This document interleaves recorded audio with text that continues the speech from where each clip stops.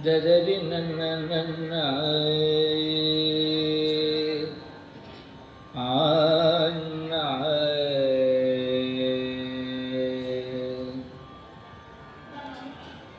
சைவத்தின் மேல் சமயம் வேறு இல்லை.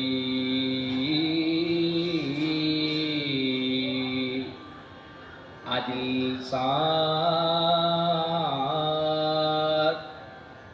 சிவமாம். தெய்வத்தின் மேல் தெய்வம் இல் என்னும் நான்மறை செம்பொருள் வாய்மை வைத்த சீர்திருத்தேவாரமும் திருவாசகமும்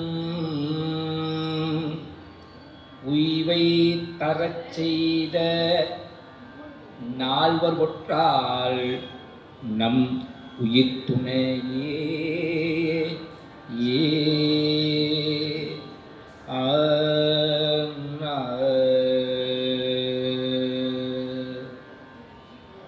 கல்லாலின் புடை அமர்ந்து நான்மறை 6 அங்கம் முதல் கற்ற கேள்வி வல்லார்கள் நால்வருக்கும் வாக்கிறந்த பூரணமாய் மறைக்கு அப்பாலாய் எல்லாமாய் அல்லதுமாய் இருந்ததனை இருந்தபடி இருந்து காட்டி சொல்லாமல் சொன்னவரை நினையாமல் நினைந்து பவத்தொடக்கை வெல்வா.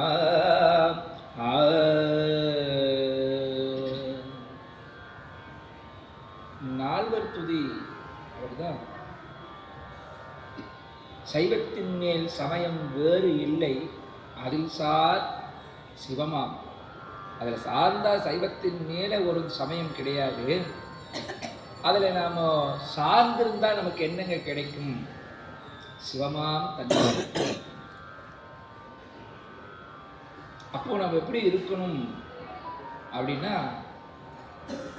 நாம் இந்த சமயத்தில் உள்ள ஈடுபட்டோம் பார்த்தீங்களா, எனக்கு எதுவுமே தெரியாது, நான் ஏதோ சிறுதொண்டர் சொன்னது போல மேதினியில் நீரிட்டார் அவர்கள் கண்டதை கண்டது போல் நானும் இட்டேனும் சொன்னார் போலியா, அதுபோல நாம் மற்றவர்கள் அணிந்திருக்கின்ற அந்த திருநீரை நாமும் கண்டு அறிந்து ஒருவாறாக ஒரு பயத்தோடு இவர்களோடு நாம் போய் பழகலாமா, இவர்களெல்லாம் பலகாலமாக இருப்பவர்களாயிற்று, திருமுறைகளை ஓதக்கூடியவர்களாயிற்று, இவர்களெல்லாம் இறைவனுக்கு தொண்டு செய்பவர்களாயிற்று, இவர்களோடெல்லாம் நாம் பயணிக்கலாமா அப்படின்னு ஒருவாறாக நாம் சேருவோம் பார்த்தீங்களா. அந்த உள்ளம் நமக்கு எப்போ ஞானம் அப்படிங்கிற அந்த நிலையை அடையிற வரையே இருக்கணும். தேடுதல் தான் ஒவ்வொன்றையும் தந்து கொண்டே இருக்கும். அப்போது நாம் ஞானங்கிறது தான் நமக்கு இறுதி நிலை. அதுக்கு முன்னாடி நம்முடைய தேடுதல் முடிந்து விடவில்லை. நம்ம முன்னவே நம்ம தெரிஞ்சு ஒரு நிலையில் நாம் ஸ்டாப் ஆகிட்டோம். என்ன ஆகிடுதுன்னா அது அதோடு நம்ம தகுதியை நிறுத்திக்கிட்டோம்னு அர்த்தம்.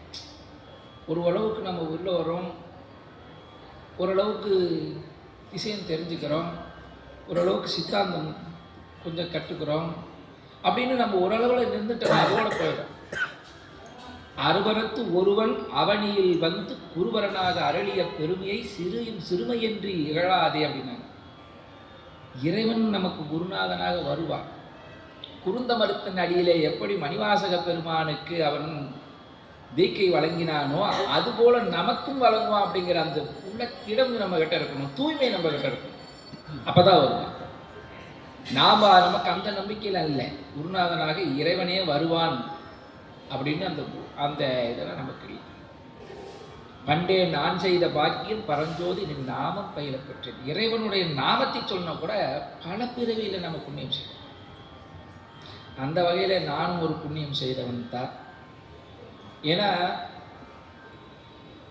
நான் உங்களை போல சென்று திருமுறை கற்றுக்கணும் அப்படின்னா என் வாழ்க்கையில் அது நடந்திருக்குமா அப்படிங்கிறது எனக்கு தெரியல.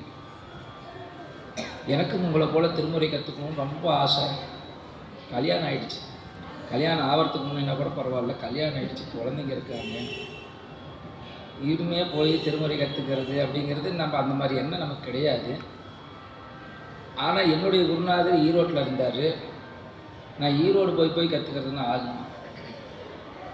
இறைவன் அனுக்கிரகம் செய்தான். அவர் ஈரோட்டில் இருந்து நம்மளுடைய தாரமங்கலம் அப்படிங்கிற அந்த நகருக்கு ஊருக்கு வந்து அங்கேயே 9 வருடம் தங்கியிருந்தார்.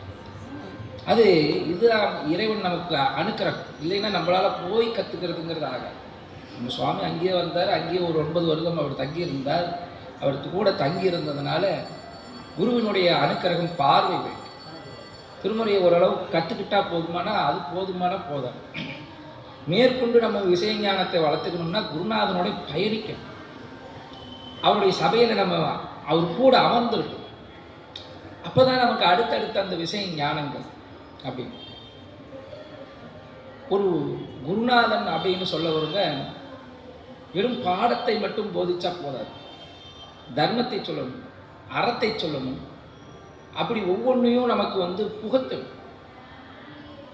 எப்படி ஒரு குழவி சென்று அந்த புழுவை கொட்டி அறிவும் குழவியாக மாற்றுகிறதுன்னு சொல்லுவாங்க இல்லையா, அதுபோல நமக்கே தெரியாமல் நம்ம குருநாதனுடைய சாயல் நமக்கு வந்து ஒட்டிக்கணும். அங்கு பாடுவது யாருன்னா அவர் இல்லை, அவருக்குள்ள இருந்து பாடக்கூடியவர் அவர் தான். யார்? அவருடைய குருநாதர் தான். ஏன்னா அவரை பார்த்து பார்த்து அவருடைய பழக்க வழக்கங்கள் அப்படியே அவருக்கு பதிந்து போயிடும். இப்படி நமக்கு வந்து எல்லாருக்கும் வாய்க்கணும்.